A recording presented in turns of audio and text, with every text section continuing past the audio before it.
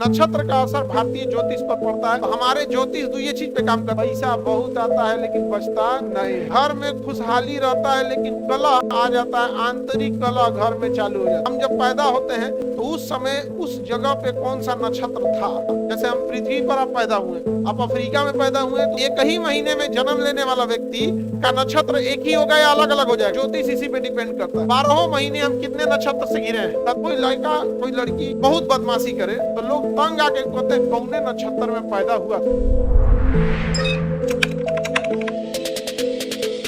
एक आकाशगंगा में तारों की संख्या 100 अरब तारे होते हैं। एक आकाशगंगा में तारों की संख्या में तो कोई कमी होती नहीं है। कितने होते हैं? 100 अरब तारे होते हैं। 100 अरब तारे होते हैं। अब बात करते हैं कि आकाशगंगा कैगो होता है। ब्रह्मांड में आकाशगंगा की संख्या भी तो होगी। 100 अरब आकाशगंगा होती है। आकाशगंगा कैगो? हर एक आकाशगंगा में तारों की संख्या, हर एक आकाशगंगा में तारों की संख्या 100 अरब।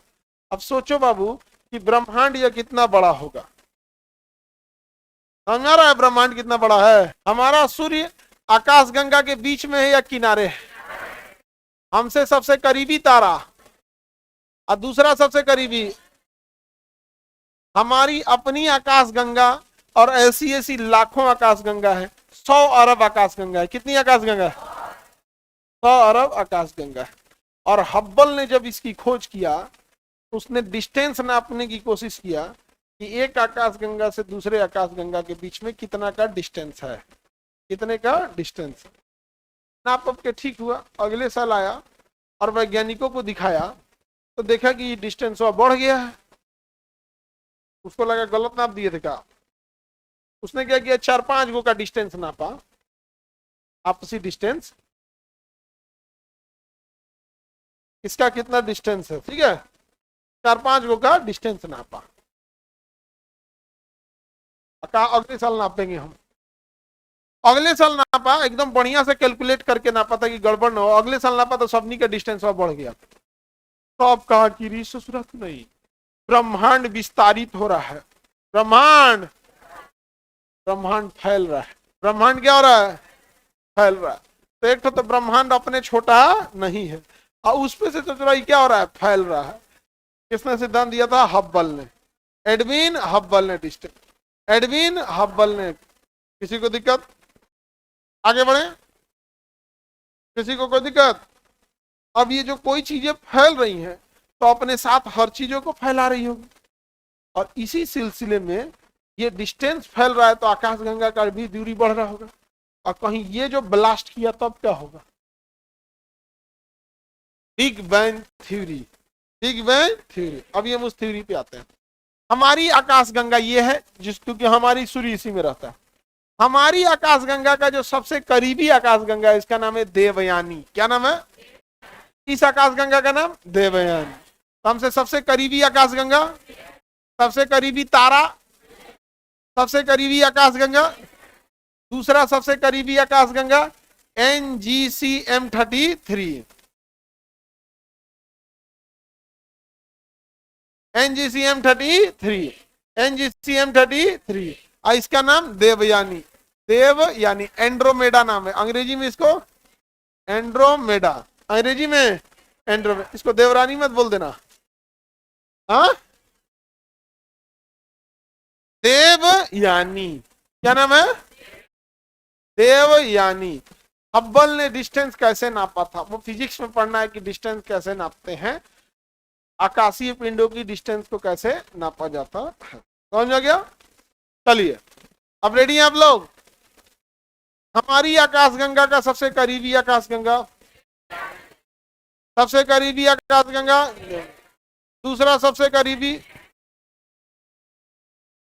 अब ये सारी की सारी चीजें क्या है? आकाशगंगा है। क्या है? आकाशगंगा, आकाशगंगा।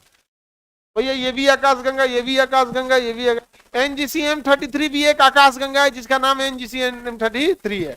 ये भी आकाशगंगा है जिसका नाम देवयानी है। तो जैसे हम सब मानव है ना जी, तो अपन अपन नाम अलग है ना, तो कॉमन नाम हो गया मानव, गैलेक्सी एक कॉमन हो गया। हम जिस गैलेक्सी में रहते हैं उसे क्या कहते हैं? मिल्की वे। मिल्की वे। ब्रह्मांड दिख रहे हैं कितना बड़ा है। एक ठो अपना मंदाकिनी का चक्कर लगाने में सूर्य को 25 करोड़ साल लगा, यानी जिसकी रफ्तार थी 250 किलोमीटर प्रति। ब्रह्मांड कितना बड़ा होगा, ब्रह्मांड कितना बड़ा होगा। इस सूर्य के अगल बगल में छोटे छोटे लाइचीदाना बराबर ग्रह घूमते हैं, सब छोटा छोटा घूमता है, सब बुध बृहस्पति शनि अरुण वरुण दिखबो नहीं करेगा। आकाशगंगा समझ में आ रहा है? तो बताइए सबसे बड़ा आकाशगंगा होता है या ब्रह्मांड होता है? तो दुनिया का सबसे बड़ी चीज ब्रह्मांड। और ब्रह्मांड स्थिर है या विस्तारित हो रहा है? ब्रह्मांड में कितनी आकाशगंगाएं? हर एक आकाशगंगा में तारों की संख्या 100। आकाशगंगा जिसमें हम रहते हैं मंदाकिनी, हमसे सब दूसरी सबसे करीबी आकाशगंगा, और तीसरा NGC M33। ऐसे आकाशगंगा की कोई कमी है? आकाशगंगा को अंग्रेजी में गैलेक्सी। हमारी गैलेक्सी का नाम मिल्की वे, दूसरी सबसे नजदीक गैलेक्सी एंड्रोमेडा, तीसरा। 3 गैलेक्सी के समूह को क्लस्टर कहते हैं। क्या कहते हैं? क्लस्टर। 3 गैलेक्सी के समूह को क्या कहेंगे? क्लस्टर। तो हमको अपने क्लस्टर से मतलब है भैया। इतना कौन 100 अरब में जाएगा कौन? यहाँ पे आज तक कोई पहुंचा ही नहीं होगा, आज तो कोई पहुंचा नहीं। सूर्य बताइए हमारी मंदाकिनी के बल्ज में है या भुजाओं पे? हाँ, भुजाओं पर। सूर्य का सबसे करीब, सूर्य के बाद दूसरा सबसे करीबी तारा प्रोक्सिमा सेंचुरी। हमने सबसे करीबी तारा सूर्य। सूर्य तो इसमें तो तारों की तो कोई कमी है नहीं। सबसे करीबी तारा का नाम है सूर्य, दूसरा करीबी तारा का नाम प्रोक्सिमा सेंचुरी। ऐसे तारों का तो कोई कमी नहीं है। वैसे एक ध्रुव तारा है। कौन सा तारा है? ध्रुव तारा है, जो दिशा बताता है।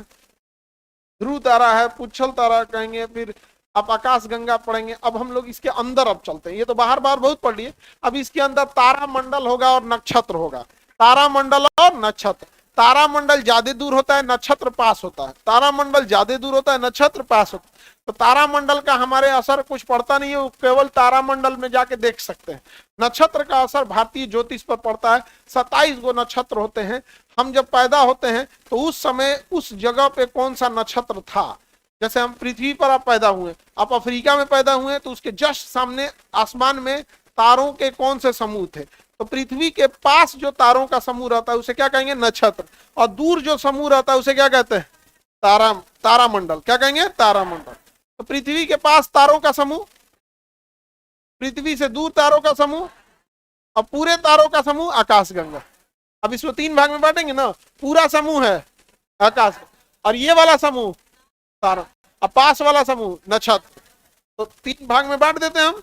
ये पूरा का पूरा समूह, और ये वाला तारा मंडल, और ये वाला नक्षत्र।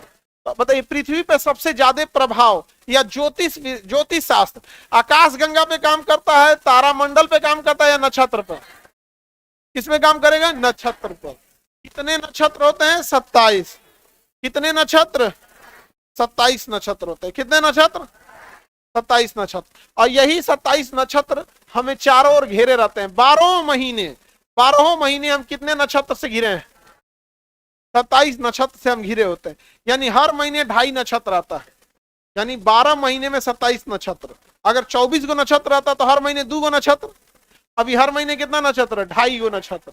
तो हर महीने पृथ्वी कितने नक्षत्रों को पार करती है? 2.5 महीने 2.5 नक्षत्रों को पार करती है। टोटल नक्षत्रों की संख्या, अगर टोटल नक्षत्र की संख्या 12 रहती तो हर महीने 1 नक्षत्र आदमी पार करता। तो होता क्या कि उस महीने पैदा होने वाला व्यक्ति उसी नक्षत्र का रहता। लेकिन अभी क्या है कि एक टोटल नक्षत्र कितने हैं? 27। और कितने महीने लगते हैं हम लोग को एक साल में? 12 महीने। तो 12 महीने में कितने नक्षत्र? 2.5 नक्षत्र। तो हो सकता है कि महीने की शुरुआत में कोई और दूसरा नक्षत्र है, बीच में कोई दूसरा नक्षत्र है, आखिरी में कोई दूसरा नक्षत्र है। तो एक ही महीने में जन्म लेने वाला व्यक्ति का नक्षत्र एक ही होगा या अलग अलग हो जाएगा? अलग अलग। टोटल एक महीने में कितने नक्षत्र? 2.5, लगभग 2.25 या 2.5 नक्षत्र आते हैं। तो ज्योतिष इसी पे डिपेंड करता है। कोई लड़का कोई लड़की बहुत बदमाशी करे तो लोग तंग आके कहते हैं कौने नक्षत्र में पैदा हुआ था रे। नहीं समझ में आ गया? कौने नक्षत्र, लड़का में बस बोलता है सब, लड़की में नहीं बोलता है सर।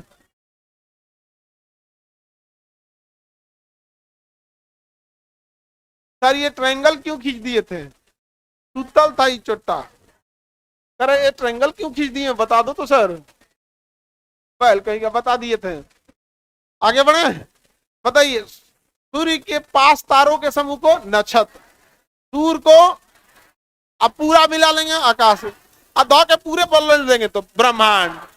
तो अब पास आइए पृथ्वी पे, सबसे पहले ब्रह्मांड, उसके बाद आकाश गंगा, उसके बाद तारामंडल, तारामंडल का नक्षत्र, नक्षत्र के बाद सौर मंडल, नक्षत्र के बाद सौर मंडल, सौर मंडल। तो हमारे ज्योतिष दो ये चीज पे काम करता है, नक्षत्र और सौर मंडल के ग्रह। सौर मंडल में कितने ग्रह? 8। सौर मंडल में कितने ग्रह? 8। और नक्षत्र 27, नक्षत्र और सौर मंडल में ग्रह 8। तो हम लोग का पूरा ज्योतिष इन्हीं दो पे डिपेंड है। एक ग्रह कौन है और नक्षत्र कौन है, ग्रह कौन है, नक्षत्र कौन है, ग्रह और नक्षत्र। समझ में आ रहा है कि नहीं आ रहा है? किसी को दिक्कत? आगे बढ़े। तो आपका कौन सा ग्रह है आप लोग देखते होंगे?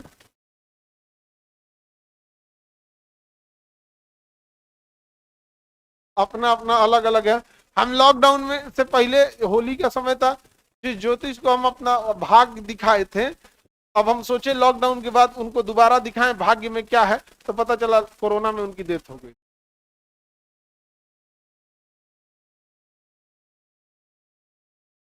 तो कोरोना ने बहुत गलत किया, ज्योतिष ज्योतिष को मार दिया। आजकल टीवी पे भी कुछ कुछ आ गया है।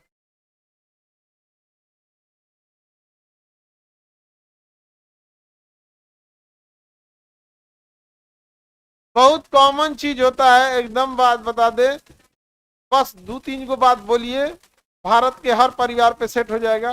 पैसा बहुत आता है लेकिन बचता नहीं है, सेट हो गया। घर में खुशहाली रहता है लेकिन कलह आ जाता है, आंतरिक कलह घर में चालू हो जाता है, सब में हो जाता है। पड़ोसी ने किया धरा है, सब आ जाएगा।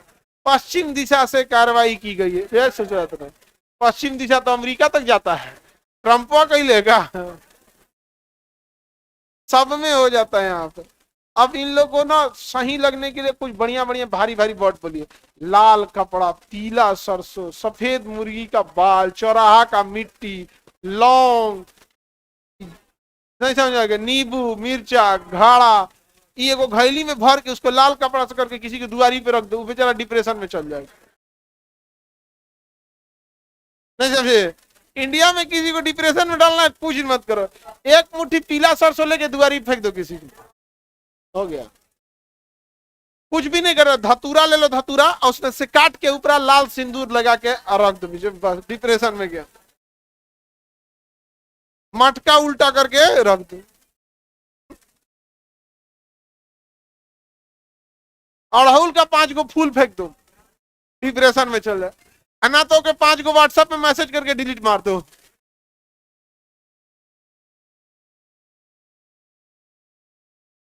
व्हाट्सएप पे 10 गो मैसेज मार के डिलीट मार दो, आओ डिप्रेशन में रहेगा, का डिलीट किया है, नहीं समझ में गया?